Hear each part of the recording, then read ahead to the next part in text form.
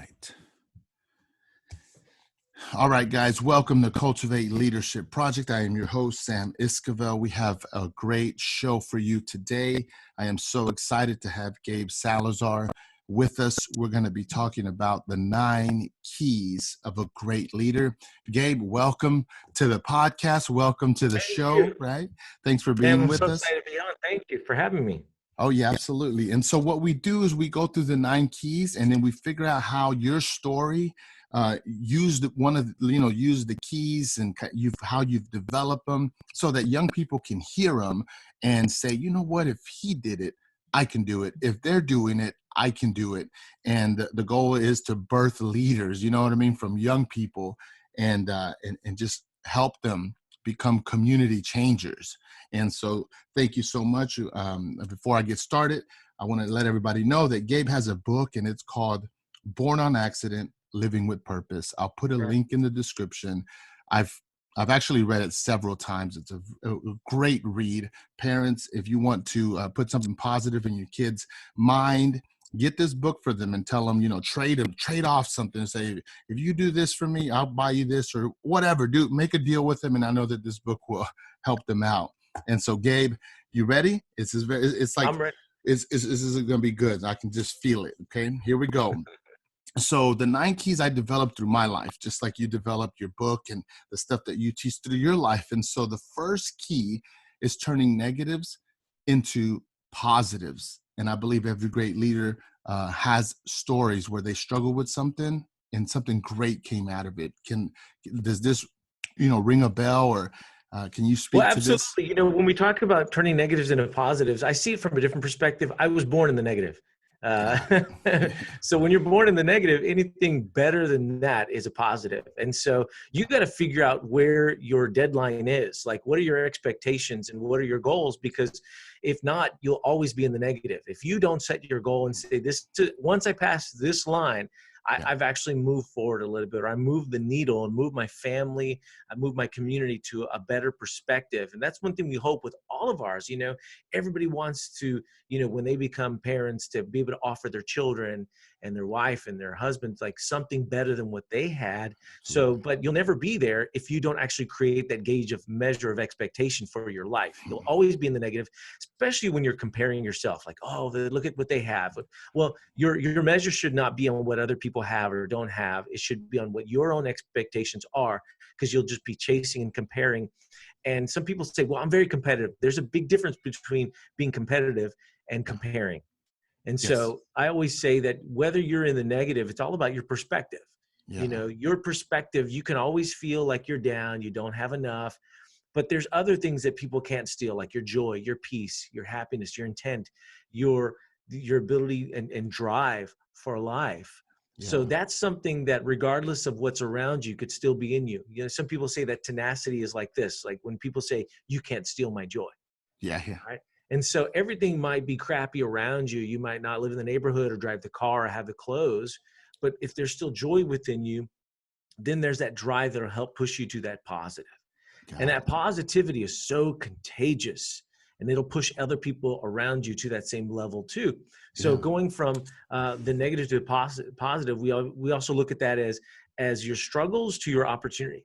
Like what could happen if we could just look at the biggest things, like the best college or the best careers or the best neighborhoods or the best homes and families, and every big thing starts small. So you might not live in the nicest house, right? But it doesn't mean it has to be dirty and cochino and like filthy. Take care of every big thing starts small. So the plans and the opportunities in your business, if you're faithful in your business, if you're organized in it and you create structure and parameters and guidelines for those things when it comes to your time, and you'll be much better off. So negative is not a place where I want to live. I lived there for a long time. I lived in a negative, stinky attitude and thought life. And I lived a long time there. I spent a lot of years wasted time. And I always want to be in the positive. And when you're in the positive, just like in that bank account, when you have positive, you have opportunity to actually give joy. That's right. Share peace, give and share monies and opportunities to others too. Yeah. Dude, when you said joy and you started comparing, like, no matter where you're at, you can add some positivity to it.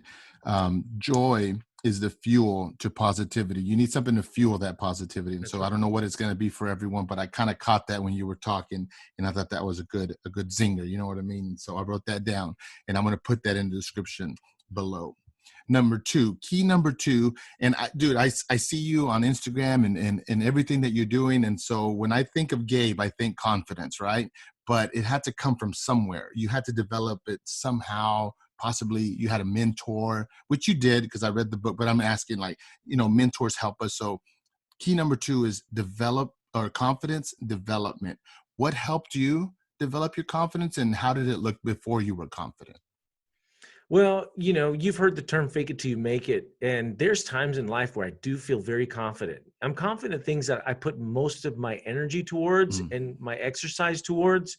So there's people that are confident to go to the beach and take their shirt off, all right? yeah. Because they work out and their abs are on point, their beach body's ready. And the same thing goes with things like education, public speaking.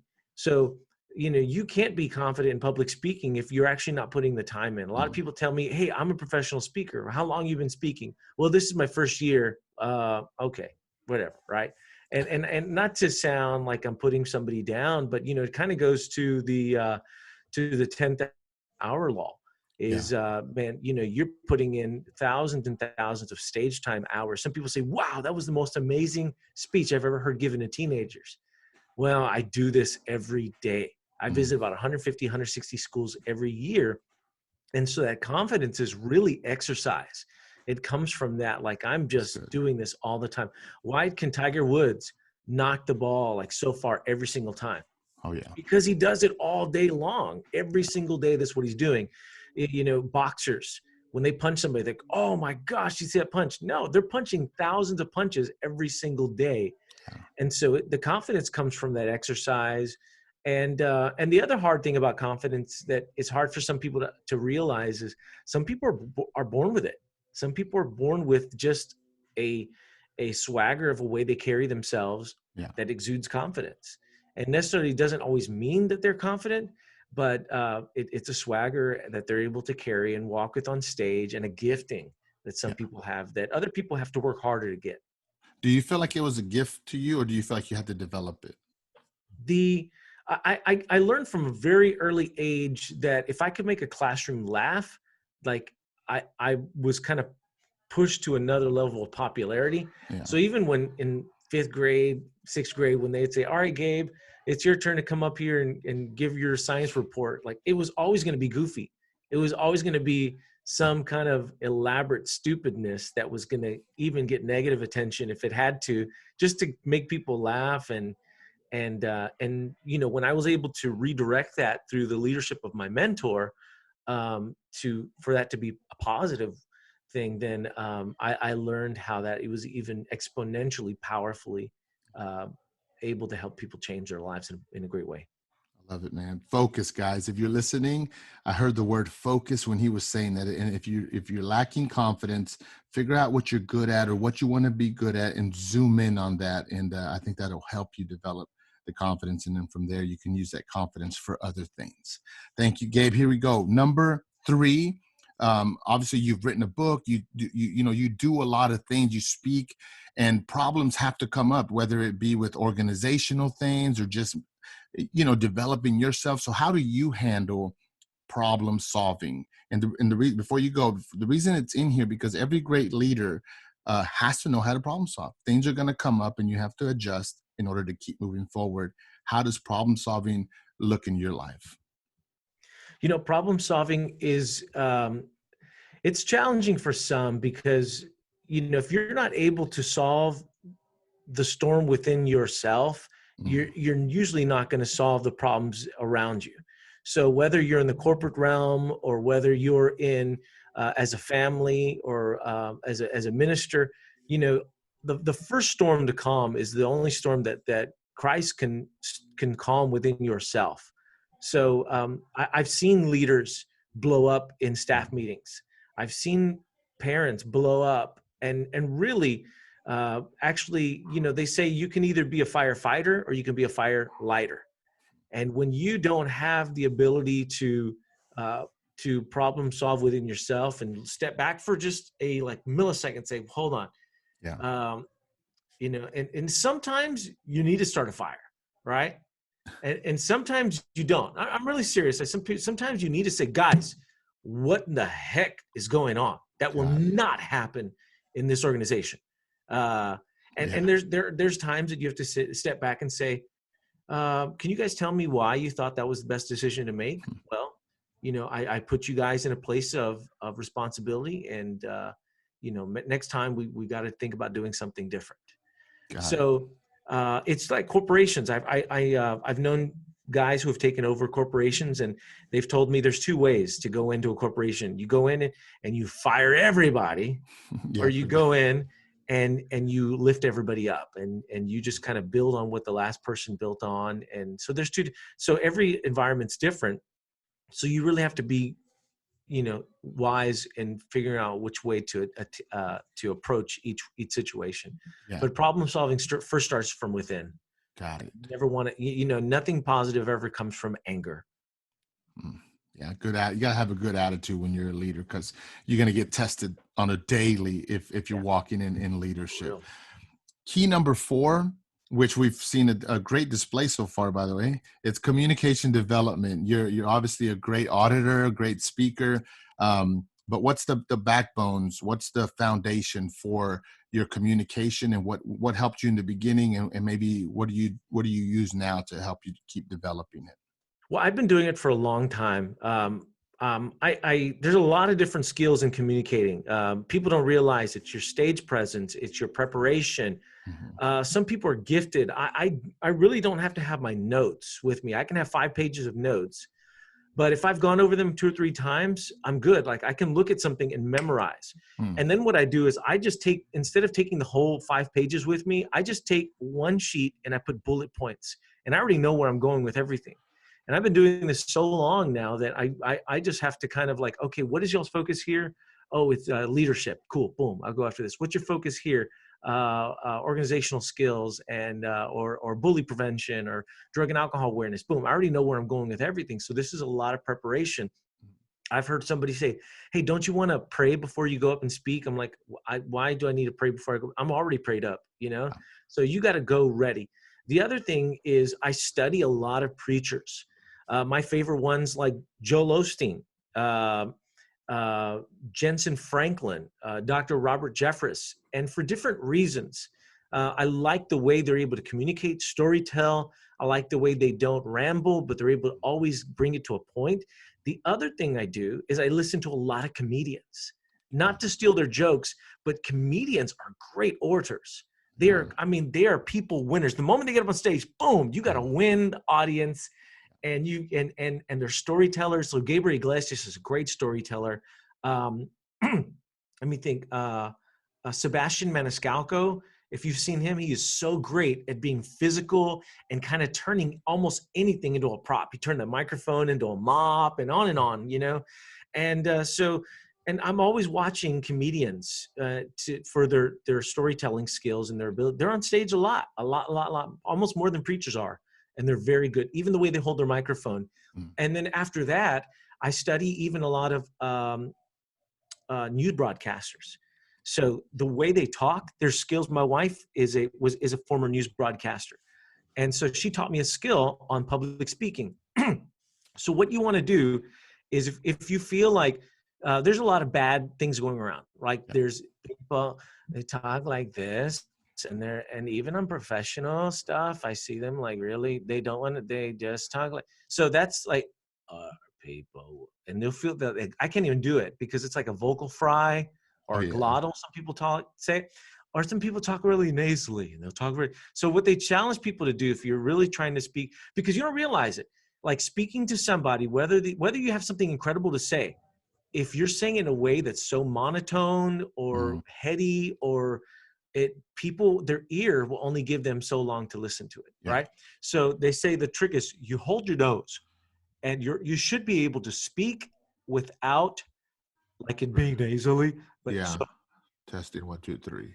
A, B, C, D, E, F, G. Yeah. You know, so that's like a little trick. You pinch your nose Yeah. and you're starting to kind of So you find can hear your how to, voice and understand your yeah. voice. And then the last one I would say for that is like, people don't like to do this, but film yourself, watch yourself. Hmm.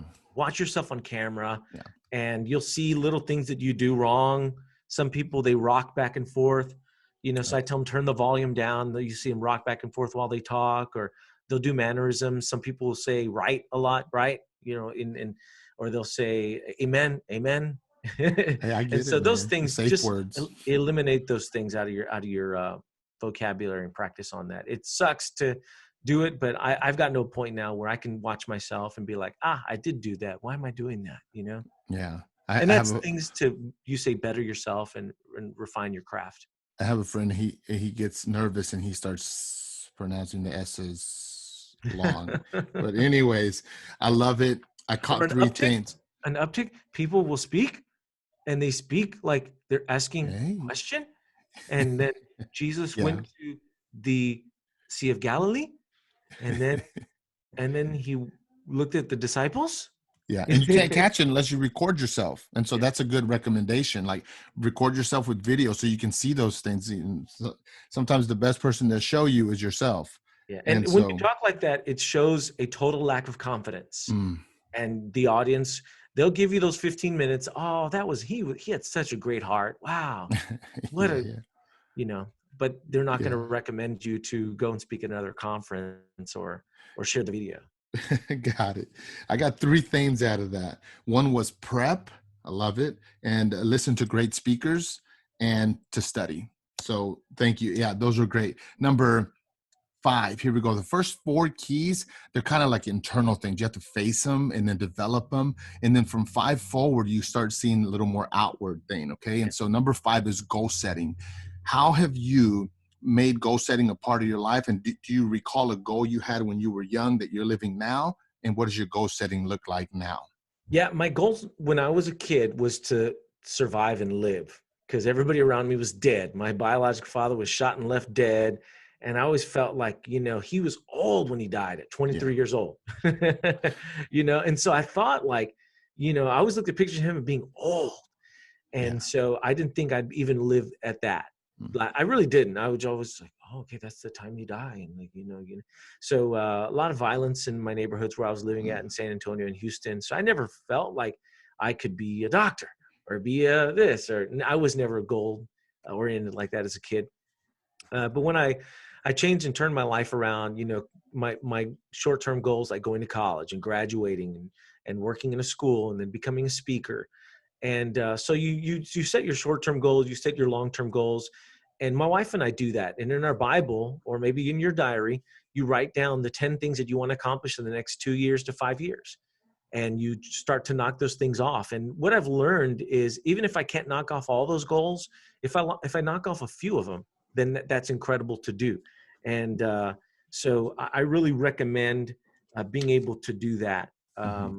And so my wife and I do that. We've accomplished a bunch of them, and then we're able to sit down and say, okay, how do we dream again? And Yeah. so goal setting is so important to make sure it's not a goal unless you write it down. Then it's just a wish. Yeah. And so I wish I can write a book one day, or I wish I can have a TV show. Well, write these things down and check them off. Yeah. I And love it. so that's one thing I recommend goal setting. So goal setting, whenever I talk to young people, they're like, goal setting. But as soon as I tell them dream big, everyone fills in the blank. Man, I want to be a football player. I want to be a millionaire. I want to be a rap star. But I tell them, you got your small goals got to track to your big dreams, right? And so even dreaming big is a skill that a leader has, because it fits in with what he's doing. And so let me ask you, what are some of your big dreams, or what do you do so that your big dreams are, I guess, obtainable and real? And what would you recommend a young person, like when they're dreaming big? Well, to find mentors that have done it, go find an astronaut and find out what college did you go to? What route did you take? I mean, the roads have been paved already. So if you want to be a sports broadcaster, if you want to be a business owner, surround yourself with people that are doing what you want to what you want to do. And then you learn from their great things, and you learn from the bad things that they've done. Yeah. Sometimes they'll tell you, hey man, I messed up. I wasted 3 years doing this and I shouldn't have done Mhm. that. And so, but I really recommend talking to them and spending time and surrounding yourself with leaders that are doing what you want to be doing, and you'll be better than them. Yeah. So yeah, if you're dreaming big, find someone that's already doing your dream and see if you can connect with them so they can help you down your path. Key number 7, being a team player. This key is so important because sometimes you're leading a team, but a great leader knows how to be a part of a team. So how have you led teams, and how do you maybe behave within a team as a leader? Yeah, well, the biggest team I'm a part of right now is the Salazar team, Team Salazar, and so I'm always leading them, and so there's expectations and goals and rules that we follow, because it sometimes you can get into places and you say, hey, well, that's not fair. Mm, It's not fair to talk to my wife this way or talk to my children this way, or always be encouraging and always, and then I have to stand on the rules and expectations that I've set for my team, right? I've got to be able to follow those things as well. As a youth minister at my church, I've got rules, and I lead a team there as well. And there's expectations, and sometimes I have to come down hard. I'm really not like that, but sometimes I have to. I have to like bring them in and say, hey, I saw this. Can we readjust? And it's very rare that my team will say, no, I'm doing it my way. So I don't really face a lot of that, but I'm always having to. Good leaders tell their team who they are, mm, and they tell them where they're going. And yeah. that's one thing great about like sports team is they know who they are, because they're all in uniform, and they all have something that says we're alike in one way. And your team should express that. Like, we all have something that's alike as to why we're here. And if it's just about making money, that's hard for some people. I'm just here just to make money. But when you have a team that's bought into the reason why you started that business, maybe you're a welder, or you own a body shop, or maybe you have maybe the underlining main theme of is ethics. Like, hey, all of us love hard work, and we love to take care of our families. But when you find those things that make you alike, it makes you a better team. So I'll always recommend, like in teams, be um, express to your team the encouragement that they need when they're doing a good job. You want to remind them they're doing a good job. And then the other thing you want to do is you always want to make sure that you're circling back and you're expressing the direction that the team needs to go. Because if a team doesn't have a coach and say, here's the game plan, everybody's going to think they're LeBron, and they're not. Mm, yeah. So that's being a team player. Okay. Key number 8, time management. Okay. It's so hard for so many people. It's for some, it just sticks with them for a lifetime. It's just hard to manage time, but you have a big, busy schedule. You have to be places and people coordinate around you showing up. What do you remember not managing time well? And what do you do now to manage it better? Yeah, well, I don't believe anybody could manage time. I disagree with the whole concept of time management. I believe in time prioritizing, because nobody could manage time. Nobody Yeah. can add more minutes to their day or add Correct. hours. We've all got the same amount, whether you're Donald Trump, whether you're LeBron James or Michael Jordan, or anybody who people think that, like, oh my gosh, they're so effective with what they Mm, do with their time. Well, they've got people coordinating it and scheduling it, and you've got you. So, one thing that I do every day is on Monday when I walk into my office, I write down the 10 things that are most important to get done this week. And then I write down another list of what I need to do today. So I'll have like 25 things I need to do today, whether it's emails or errands or projects or a Zoom like this. And then, but by the end of the week, I've got like a bunch of pieces of paper, and I put them all on my sticky notes, and I've got tons of these on my desk that just show me accomplishment. And so the other thing about is it's called first things first, and you do the thing you don't want to do. And mm, then, it's like when yeah. you're moving a truck, right? You're moving your house, and you've got the big old TV unit, and then you've got all the little small boxes. And so what I always recommend is get the biggest thing that you don't want to move first. Yeah. And then everything else will just fall along very easily. And that same thing is like, even if you're a teenager, you go home, you have all the assignments to get done. Well, do that big assignment, and then you'll have more time to play video games after, or skateboard, or do whatever. But if you go home and then you're skateboarding, you're playing video games, and all of a sudden it's 9 p.m. and you're like, dang it, I've got Yep. this project to do. And it seems bigger because you didn't put first things first. The last key, it's leadership truths. You can choose to just say something motivational for those that are listening, or just something from, this is how I've become a leader and what I've learned. But this is just an opportunity for you to share something about being a leader and being a person of influence and putting positivity in this world. Well, I will say there's not enough of us. I was ranked America's #1 Latino youth speaker by Popular Hispanic Magazine. And really, when they did that article, there was probably 3 of us that they were looking at. Yeah. There's not a lot of us, and we can use more motivation, more inspiration. You are a leader wherever you are, whether you're leading your nephews and nieces, whether you're leading your family, your work. We are all leaders. And so if you're faithful in the small things, God will reward you with much, much more. So you've got to be faithful in that. So wherever you are, give it your best. When you go to the grocery store, inspire somebody. When you're on the bus, inspire somebody. You want to be a motivational speaker, every big thing starts small. So I get people telling me, oh, I want to be a missionary in Africa, and I want to dig wells in Africa. I want to feed kids in India. Dude, you don't even pray for your Fruit Loops in the morning, man. You've got to be faithful with those small things. So anybody who would see me now would look at me and say, Gabe, I remember when Gabe was like that as a 19-year-old, when I was youth pastoring at Templo Emmanuel in Fort Worth. I was always that. So I've been faithful to who I am and knowing my gifts and my skills and what I'm not good at. There's things I am not good at. Administrative skills really stretch me. And I have to really try to be administrative because I thrive on people. So during this quarantine time, it's driving me nuts because I want people, but it's really hard. So that would be just my encouragement, is be faithful in who you are and what you're good at. Don't try to be somebody else. Don't compare. I always say stop comparing and start preparing, because what God has for you is for you, and be faithful to that. Great, man. And let's see if we can do this. Give me a fist bump right here. Let's see. Boom, boom. There we go. Thank you, Gabe. Everyone, thank you so much for listening to Cultivate. I hope that this interview helped you. I'm going to put a description of everything that Gabe said and the little tricks that he uses to help him with each of the keys. But, with that being said, Gabe, I appreciate it. And keep on going, man. And everyone, I'll put a link to his book in the description, and I recommend that you listen to it or that you read it. Thank you so much. Thank you for having me on. God bless you. God bless you. Have a good one. Take care. Peace.